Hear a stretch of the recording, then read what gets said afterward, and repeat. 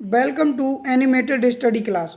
मैं गौरव कुमार आप लोगों के लिए 1 सितंबर के जितने भी करंट अफेयर के क्वेश्चन बन सकते थे वो लेकर आया हूँ, जो आपके होने वाले exam like SSC, CHSL, CGL, RRB, NTPC, UPSI, DRDO, MTS आदि में पूछे जा सकते हैं। वीडियो शुरू करने से पहले मेरा आप लोगों से रिक्वेस्ट है कि आप लोग इस वीडियो को लाइक व शेयर करें और चैनल को सब्सक्राइब करें, साथ ही बेल आइकन को प्रेस करें। इससे क्या होगा, इससे यह होगा मैं आप लोगों के लिए जो भी करंट अफेयर की वीडियो बनाऊंगा उसका नोटिफिकेशन आप लोगों तक पहुंच जाएगा और आप उस वीडियो को देख पाएंगे।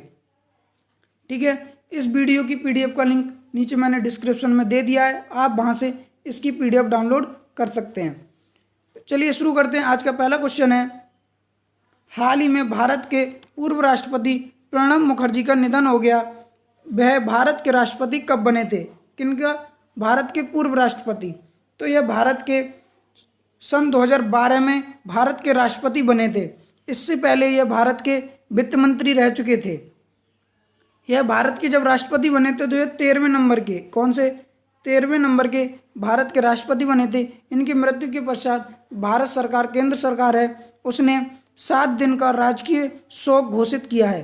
कितने दिन का? 7 दिन का। और इनकी मृत्यु 84 वर्ष की आयु में हुई है। अभी हाल ही के दिनों में क्या हुआ था, इनकी कोरोना वायरस की रिपोर्ट पॉजिटिव आई थी और इनके कारण इनके फेफड़ों में संक्रमण हो गया था, इस वजह से इनकी मृत्यु हुई है। ठीक है, सन 1982 में, कब? 1982 में इंदिरा गांधी मंत्रिमंडल में यह भारत के वित्त मंत्री बने थे और सन 2004 से लेकर 6 तक यह भारत के रक्षा मंत्री और 6 से लेकर 9 तक भारत के विदेश मंत्री रहे थे। ठीक है, इनकी एक पुस्तक है जिसका नाम है द कोलिशन ईयर्स 1996 टू 2012। इसमें इन्होंने यह कहा कि मैं भारत की प्रधानमंत्री बनने की इच्छा रखता हूँ। ठीक है, और इन्हें सन 2019 में, कब? सन 2019 में भारत रत्न से सम्मानित किया गया था। किससे?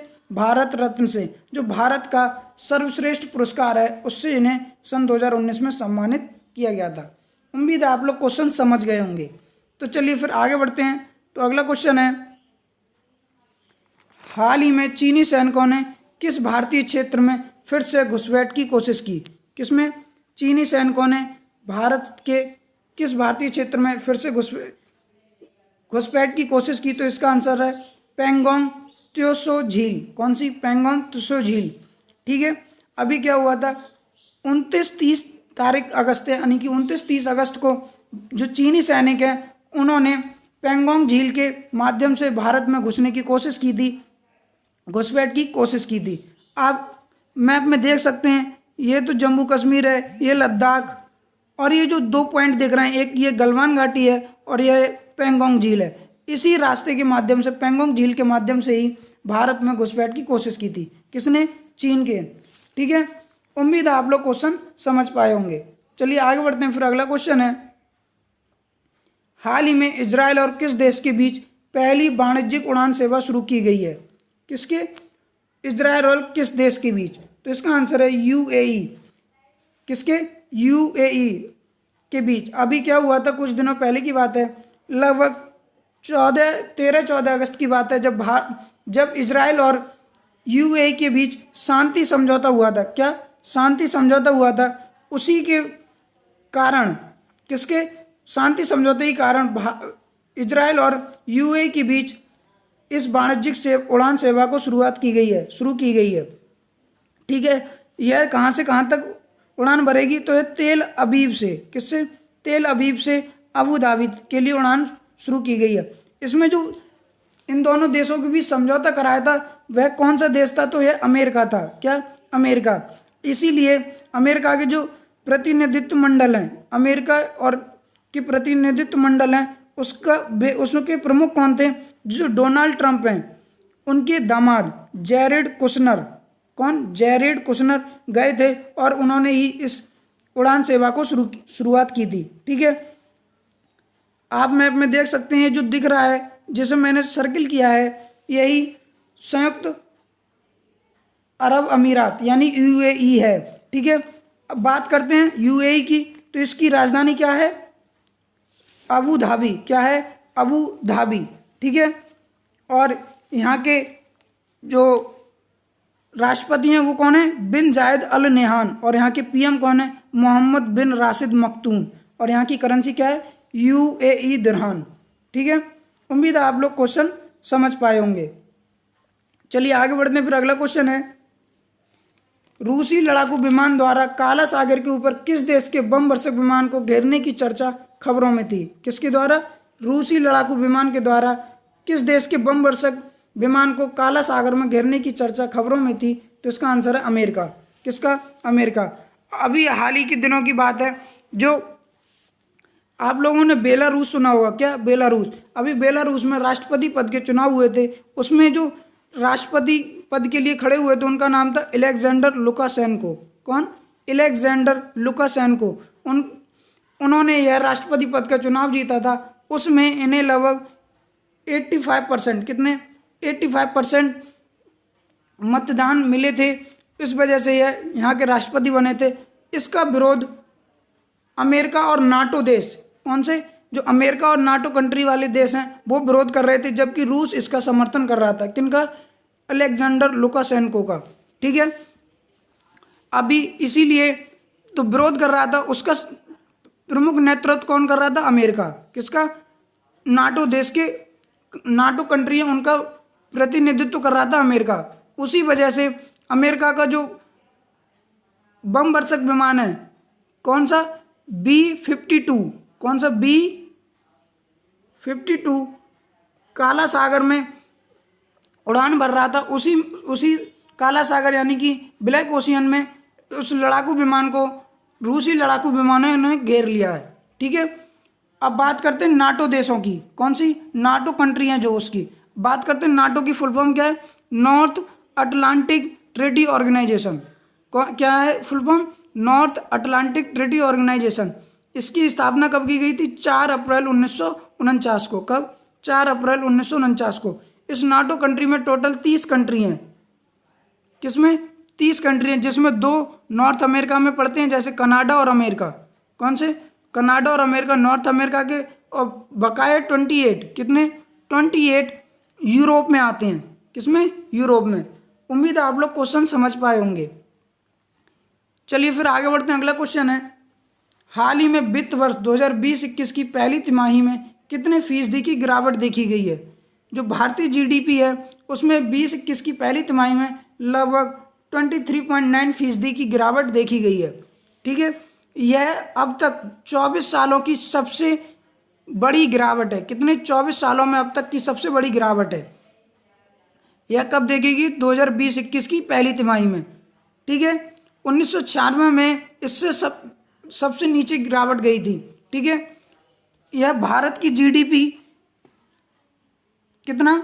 भारत की 2020 की जीडीपी के अनुमानित कितनी जीडीपी लगाई गई थी?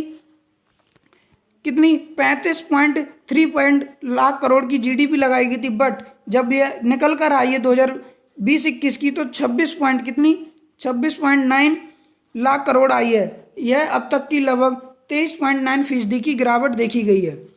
ठीक है, उम्मीद है आप लोग क्वेश्चन समझ पाए होंगे। चलिए आगे बढ़ते हैं। अगला क्वेश्चन है, हाल ही में अटल रोहतांग टनल का शुभारंभ किया जाएगा, यह किस राज्य में? किसका? अटल रोहतांग टनल का शुभारंभ किया जाएगा तो यह हिमाचल प्रदेश में। किसमें? हिमाचल प्रदेश में। आप मैप में देख सकते हैं, ये जो दिख रहा है रेड पार्ट, यही हिमाचल है। क्या है? हिमाचल है। ठीक है, अब ये रोहतांग टनल क्या है?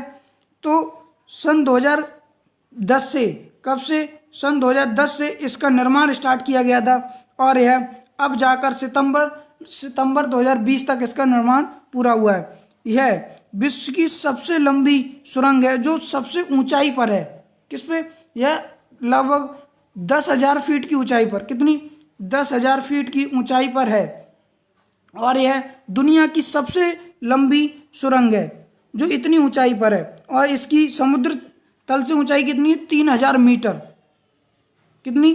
3,000 मीटर की ऊंचाई पर है। और इसकी लंबाई कितनी है सुरंग की? तो लगभग 9 किलोमीटर। कितनी? लगभग 9 किलोमीटर की लंबाई है इसकी। ठीक है, उम्मीद है आप लोग क्वेश्चन समझ पाए होंगे। अब बात करते हैं हिमाचल प्रदेश की। तो हिमाचल प्रदेश की राजधानी क्या है? शिमला। और यहाँ के सीएम कौन है? जयराम ठाकुर। और यहाँ के गवर्नर कौन है? बंगारू दत्तात्रेय। उम्मीद है आप लोग क्वेश्चन समझ पाए होंगे। चलिए आगे बढ़ते हैं। अगला क्वेश्चन है, हाल ही में एस.आई. पद्मावती का निधन हो गया, वह कौन थी? किनका? एस.आई. पद्मावती का निधन हो गया। तो यह एक प्रतिष्ठित डॉक्टर थी। आप फोटो में देख सकते हैं जो दिख रही हैं, यही एस.आई. पद्मावती हैं। यह भारत की पहली महिला कार्डियोलॉजिस्ट यानी कि हृदय रोग विशेषज्ञ थी। भारत की पहली महिला कार्डियोलॉजिस्ट थी। इनकी मृत्यु 103 वर्ष की आयु में हुई है। कितनी? 103 वर्ष की आयु में हुई है। इन्हें इंडिया की गॉड मदर ऑफ कार्डियोलॉजी कहा जाता था। किसे? इनकी उपाधि जो दी गई थी, इन्हें गॉड मदर ऑफ कार्डियोलॉजी कहा जाता था। सन 1967 में, कब? सन 1967 में इन्हें भारत के पद्म विभूषण से पुरस्कार से और सन 1992 में पद्म विभूषण पुरस्कार से सम्मानित किया गया था। सन 1967 में पद्म भूषण से और सन 1992 में पद्म विभूषण पुरस्कार से सम्मानित किया गया था। इसलिए यह क्वेश्चन इंपॉर्टेंट बन जाता है। उम्मीद है आप लोग क्वेश्चन समझ पाए होंगे। चलिए आगे बढ़ते हैं। हाल ही में आरबीआई ने विशेष ओएमओ के लिए कितने करोड़ रुपए की घोषणा की है? किसके लिए? विशेष ओएमओ के लिए तो 20,000 करोड़ की। कितने? 20,000 करोड़ रुपए की घोषणा की है। अब बात करते हैं ओएमओ क्या होता है। तो इसकी फुल फॉर्म क्या है? ओपन मार्केट और ऑपरेशन। क्या? Open market operation. इसमें क्या होता है? इसमें आरबीआई देश की अर्थव्यवस्था में पैसे की आपूर्ति को नियंत्रित करने के लिए ओएमओ करता है। किसके लिए? अर्थव्यवस्था में पैसे की आपूर्ति करने के लिए। ठीक है, तो इसके लिए कितने रुपए दिए गए हैं? 20,000 करोड़ रुपए की धनराशि दी गई है। यह दो चरणों में दिए जाएगी। 10-10 हज़ार करके 2 चरणों में दिए जाएंगे। ठीक है, किसने की है? आरबीआई ने। बात करते हैं आरबीआई की। तो आरबीआई का हेडक्वार्टर कहाँ पर है? मुंबई में। कहाँ पर? मुंबई में। और इसकी स्थापना कब हुई? 1 जुलाई 1955 को। कब? 1 जुलाई 1955 को। उम्मीद है आप लोग क्वेश्चन समझ पाए होंगे। चलिए आगे बढ़ते हैं। अगला क्वेश्चन है, हाल ही में BMW गोल्फ चैंपियनशिप किसने जीती है? कौन सी? BMW गोल्फ चैंपियनशिप किसने जीती है? तो इसका आंसर है जॉन रैम। किसने? John RAM. यह स्पेन के रहने वाले हैं। आप फोटो में देख सकते हैं जो दिख रहे हैं, यही जॉन रैम है। ठीक है, इन्होंने ही BMW गोल्फ चैंपियनशिप जीती है। उम्मीद है आप लोग क्वेश्चन समझ गए होंगे। चलिए आगे बढ़ते हैं।